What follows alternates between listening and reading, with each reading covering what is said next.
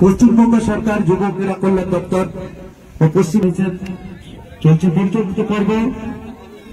এরপরে যে দলগুলি রয়েছে তাদেরকে অনুরোধ করছি আপনারা যথাশীঘ্রই ড্রেস আপ করে মাঠের বাইরে প্রস্তুত থাকবেন।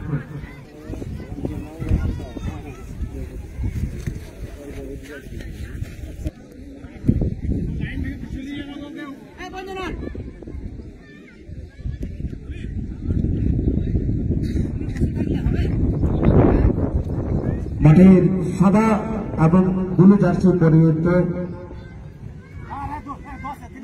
পলাশকল দলের ছেলেরা মূল ভূমিকায় বিশেষ দায়িত্ব পালন করবেন বোলপুর এবং আসানসোল সাব ডিভিশনাল যৌথ উদ্যোগে